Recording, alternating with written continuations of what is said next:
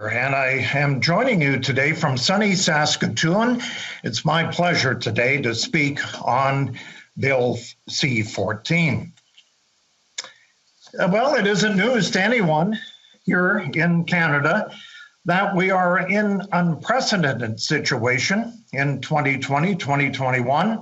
The COVID-19 pandemic has had a significant impact on the way that Canadians live their lives, run their households, their businesses, manage their finances, pursue their education, and so much more. As a result, millions of Canadians are out of work, and many businesses have been forced to either limit their services or even shut their doors altogether. Some, unfortunately, will never have the opportunity to reopen. Here in Saskatchewan, I'm going to tell you that we lost more than 8,000 jobs from November 2020 to December 2020. That's just 1 month. And we've seen a decrease of over 27,000 jobs compared to December of 2019 to December of 2020. So in response, we need to be sure that we are responding in a way that supports Canadian families, their workers, and of course, our businesses. Early on in the pandemic, as you know, we saw programs like the Canadian Emergency Response Benefit, the Emergency Wage Subsidy, targeted at helping out of work Canadians to pay their bills and struggling businesses just to keep their employees working. There were, from the outset, some inherent flaws in these programs. For an example, the wage subsidy was originally too small. The response benefit ignored many workers and students. With opposition input and pressure on the government, some of these problems were remedied. The wage subsidy, by the way, was increased to 75%, for an example. Some major flaws, though, do remain in the lack of programs and supports for certain sectors. At the Heritage Committee, for an example, we've heard about these problems from artists, from festivals, local and national sports organizations, museums, newspapers, and other institutions that are so crucial to our communities here in Canada. Between February and July of 2020, the GDP in the arts, the entertainment and recreation sector fell by more than 50% compared to the GDP of all Canadian industries, which fell about 5 to 6%. Over the same period, employment in these sectors also fell by over 50% compared to approximately 20% for total employment.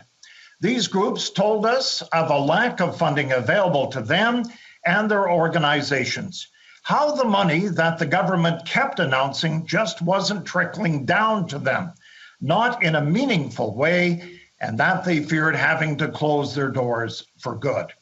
Even when the pandemic is in our rear view mirror, whenever that will be, it won't simply be business as usual. It will take a long time for businesses and organizations in these sectors to rebuild their consumer base, build up means and financial reserves to support productions and staff at pre-COVID levels. These flaws aren't just cheating short-term problems, they're ensuring long-term ones. We can look to other industries to see where the Canadian economy is taking a hit. We come to the cancellation out west at the Keystone XL pipeline. When the new president of the United States announced that he was canceling the permits that had been granted by the previous administration, that was a major blow to the industry and Western Canadian economy that was already struggling. The reality is that we need to get as many people in every part of Canada in every sector back to work as quickly as possible, and this Keystone XL project needs to do just that. Unfortunately, much like he did when he was in the Obama administration, they first blocked the Keystone XL expansion. The Prime Minister seems perfectly content when you look at this, to roll over and allow the Americans to simply scrap it without much contest. The loss of this project and the many that the Prime Minister himself has either canceled or regulated into oblivion is only going to make the recovery that much harder, particularly here in Western Canada.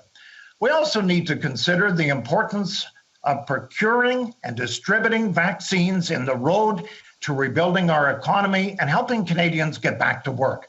There is no recovery, Madam Speaker, without widespread vaccination, which brings me to the question that I have heard from constituents every day.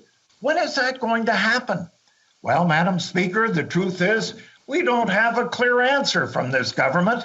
As much as the government loves to proclaim their success in procuring vaccinations, we are falling behind our allies. The United States, Israel, the United Kingdom, and other countries around the world are still well ahead of Canada in vaccinating the population. My office receives calls from care homes and senior residents as well as individuals who are high risk, and they want the immune compromise. When is it going to be their turn? Isn't that a good question? When is it? Businesses are wondering when they are going to be able to reopen properly without fear of being shut down again. Canadians see the stories about people being vaccinated in other countries, clear timelines, and they're frustrated by the snail's pace that our federal government is traveling at. The provinces have been clear. They don't have enough vaccinations, and they can't meet the demand. Let me say this, Madam Speaker. Sunday, in the province of Saskatchewan, only 88 people in a province of nearly 1.2 million were vaccinated. Only 88 people. As a consequence, the lockdowns and closures are going to last much longer. The pressure on individual and family finances, the difficulties facing businesses on the brink, and the strain on Canadians' mental health, it's going to last, as we know, unfortunately, much longer. And from the public numbers and news reports, it is clear that Canada is falling further and further behind. Last week, we do not receive a single dose of the Pfizer vaccine. Provincial premiers and other world leaders were actively on the phone with Pfizer on this issue. The PM couldn't be bothered until he was pressured by the public and the opposition. That is not leadership that we're needing here today in this country. Madam Speaker, I want to conclude by highlighting the importance of looking ahead and planning for life after this pandemic. Canada now has a deficit that far exceeds anything we have ever seen in our lives. And the national debt is at a record level. We've lost thousands of jobs, far too many businesses that have been forced to close. Thank you. I've got 2 minutes left. Thank you, Madam Speaker. We also know that the economy will see post-pandemic and that we'll have some significant differences to the one we knew last year in the pre-pandemic. We need to be prepared. We also know that the recovery is going to take time. And let me share one. I spoke with Saskatoon Tourism. They believe the recovery will not take months, but years. I talked to the new CEO, and she admitted to me last week that maybe the tourism industry in this province and in Canada can look ahead to 2024. In the news today, it was reported in Saskatoon that a number of downtown hotels are on the verge of closing and closing for good. This is not good. It means that we need a plan in place that will provide economic stability and also give Canadian businesses, big and small, the tools they need to grow and reestablish themselves. We also need to have plans to encourage new businesses.